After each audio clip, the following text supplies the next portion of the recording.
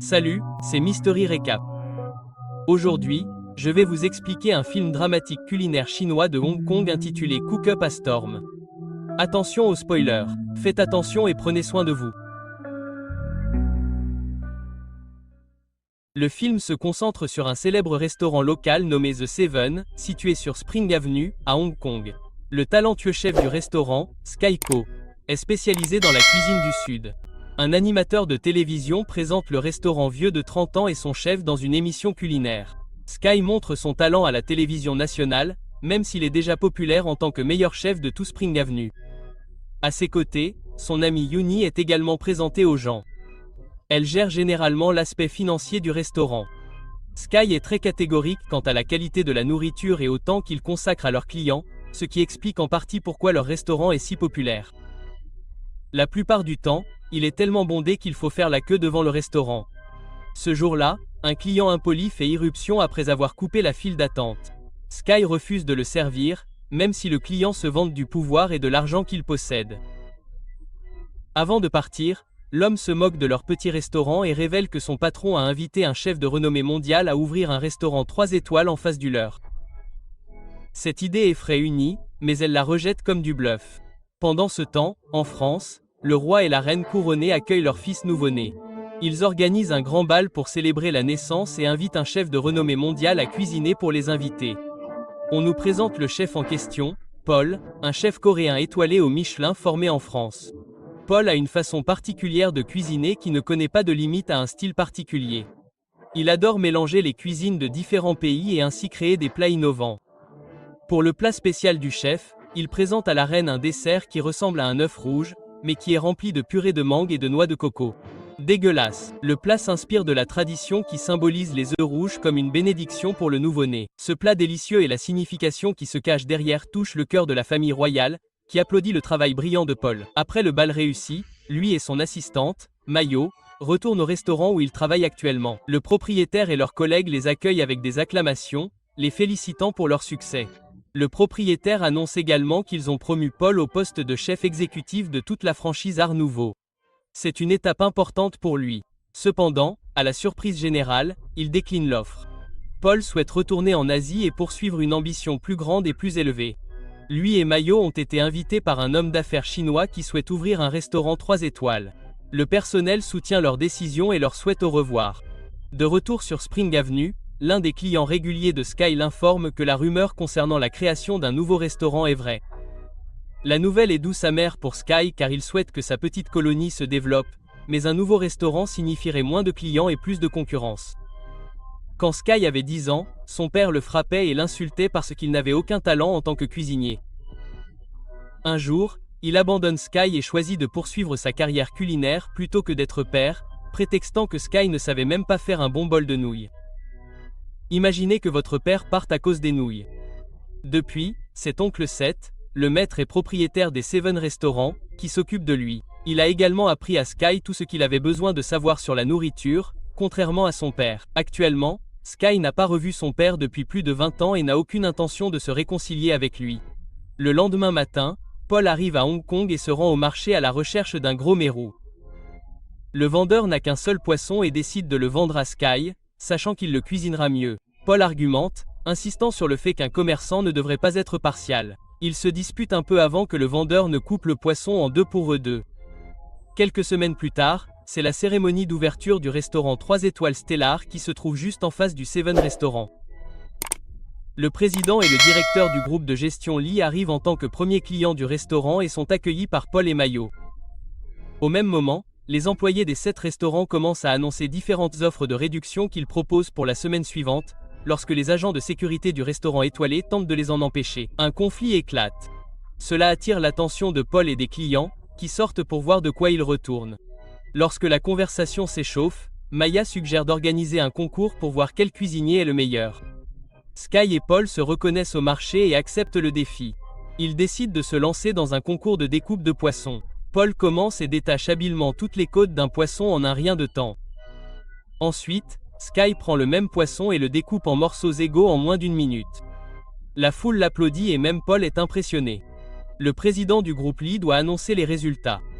De manière impartiale, il affirme que les véritables résultats ne seront annoncés que lors du concours international Chef Challenge auquel les deux chefs ont participé. Il annonce également qu'il prévoit de reprendre toute la colonie de Spring Avenue pour supprimer tous les bâtiments et la moderniser. Si Sky remporte le concours, le président est prêt à retirer son projet de préservation du patrimoine de la colonie. Cependant, si Paul gagne, il ira jusqu'au bout. Avec l'avenir de toute la colonie entre ses mains, Sky se sent sous pression. Mais il est néanmoins déterminé à faire de son mieux. Au cours des prochains jours, le nombre de clients du restaurant Seven diminue. Uni craint qu'il ne fasse bientôt faillite, mais Sky lui assure que ce n'est pas possible. Il lui donne l'exemple de l'escargot et des escargots des champs, affirmant qu'il y aura toujours des gens qui en préféreront un à l'autre. Ils n'ont pas besoin de changer leur nourriture pour être meilleurs que le restaurant étoilé, car il y aura toujours des clients qui préféreront la leur. Le lendemain, Sky est déçu lorsqu'il se rend au marché et découvre que le restaurant Stellar a acheté tous les bons poissons. La journée est frustrante pour les employés du restaurant Seven jusqu'à ce qu'ils apprennent que Sky a été sélectionné pour le concours culinaire. Il affrontera bientôt Paul pour être sélectionné pour les demi-finales. Mais il est également annoncé que le vainqueur devra affronter le double vainqueur du concours, Mountain Co. Sky est choqué de voir que son père a obtenu le succès qu'il souhaitait. Il est désormais encore plus déterminé à atteindre la finale et à se mesurer à lui. Ce soir-là, Seven rentre de voyage et appelle Sky dans un pub, impatient de le rencontrer après si longtemps. Sky court jusqu'à l'endroit, mais trouve son père avec oncle Seth. Mountain dit sans détour qu'il ne croit toujours pas en Sky et qu'il ne regrette pas de l'avoir quitté pour sa carrière. Ces mots sont la chose la plus blessante que Sky ait jamais entendue, mais il cache sa douleur sous la colère. Il promet de remporter le concours et de prouver qu'être un bon cuisinier ne signifie pas nécessairement être une mauvaise personne comme l'est Mountain. Le jour du duel culinaire, les candidats ont 90 minutes pour cuisiner un plat de leur choix et le présenter. Sky prépare un canard traditionnel au sel tandis que Paul prépare un canard au laurier. Les 90 minutes sont intenses, car les deux cuisiniers font preuve d'une grande expertise en préparant leurs plats respectifs. Sky découpe l'intérieur du canard sans effort, voire sans effort, et le retire efficacement, laissant le public bouche bée. À la fin, il fait cuire le canard dans du sel et casse la couche supplémentaire pour révéler un canard bien cuit avec des farces aux légumes. Les juges le goûtent et semblent plus impressionnés par le canard de Sky que par le sorbet de Paul. Au moment du vote, Paul reçoit 3 9 et un énorme 10 sur 10, soit un total de 37 points. Juste après, Sky reçoit 2 10 des deux premiers juges. Le troisième juge lui donne un 9, mais le dernier juge ne lui donne qu'un 8 car les deux chefs sont à égalité de points. Le juge en chef prend la décision exécutive de faire de Paul le gagnant car la présentation de son plat était supérieure à la présentation fade de Sky. Bien que la victoire de Paul aurait dû consolider ses compétences en tant que cuisinier, les choses ne se sont pas passées comme prévu. Tout en célébrant leur victoire, le manager informe Paul qu'il souhaite le remplacer par Mayo pour participer à la finale. Selon lui, une femme est plus attirante dans les médias qu'un homme. Lorsque Paul tente de défendre sa position de chef cuisinier, Mayo révèle qu'il a du mal à goûter certaines saveurs comme le salé. Depuis quelques mois, il utilise un carnet contenant toutes ses recettes pour cuisiner et ne peut rien faire tout seul. Mayo révèle également qu'elle n'a jamais voulu se lier d'amitié avec Paul et qu'elle ne s'est rangée de son côté que pour le surpasser en tant que chef. Trahi et blessé, Paul quitte le restaurant en trombe, sans jamais se retourner. Ce soir-là, Sky croise un Paul ivre devant un stade de compétition. Ils oublient leur rivalité pendant quelques minutes et partagent leur passé et leurs problèmes. Paul révèle que son père était un grand chef et que son dernier souhait était que Paul lui ressemble. Sky lui parle également de sa relation avec Mountain. Après la conversation, ils se trouvent mutuellement respectueux. Il jette également des bouteilles d'alcool sur la photo de Mountain sur un panneau d'affichage tout en l'insultant en coréen. Paul ne veut pas encore abandonner la compétition. Comme il ne peut pas participer en tant que représentant du restaurant Stellar, il décide de participer en tant que chef individuel. Après avoir démystifié le règlement, il demande même à Sky de le rejoindre pour les demi-finales. Au même moment, le gérant du Stellar est au restaurant Seven, exhortant oncle Seth à céder son restaurant au groupe de la Ligue. À ce moment-là, Paul et Sky apparaissent et annoncent leur partenariat. Paul rappelle également au gérant qu'en tant que vainqueur de la compétition, il est éligible pour participer au championnat. Pendant les semaines qui suivent, Sky et Paul travaillent et s'entraînent ensemble. Ils testent leur style de cuisine respectif et trouvent un terrain d'entente pour moderniser la cuisine traditionnelle. La demi-finale du concours culinaire se déroule au Studio City Casino de Macao. Le vainqueur devra affronter le dieu actuel de la cuisine, Mountain Co.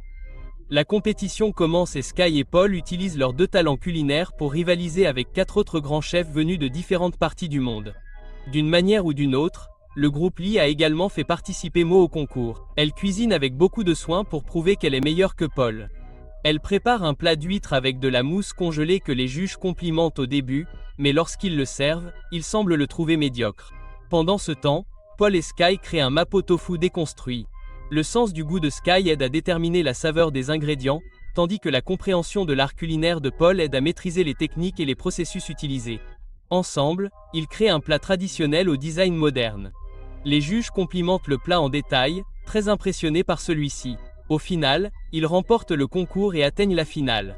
Tandis que tout le monde applaudit, Paul regarde Mayo, qui se tient la tête baissée, honteuse de l'avoir trahi et de ne pas avoir pu faire ses preuves. Pour la finale, un seul des chefs peut affronter Monton. Paul pense qu'en raison de son manque de goût, il n'est pas éligible pour participer. Il sait que le désir de Sky de battre Monton est très personnel. Il suggère donc à Sky d'affronter Monton en finale. Le lendemain, Sky se retrouve face à son père. Le concours leur demande de cuisiner tout ce qu'ils veulent en 1 heure. Le père et le fils n'échangent pas un mot avant le début du concours. Monton commence immédiatement à cuisiner, mais Sky est distrait par ses pensées. Il se souvient de la façon dont Monton l'a abandonné et de l'importance que les gens du quartier ont pour lui. Ses pensées submergent Sky et il a du mal à se concentrer. Pour le faire reprendre ses esprits, Monton asperge d'eau le visage de son fils. L'action ramène Sky à lui et il commence immédiatement à faire de la pâte.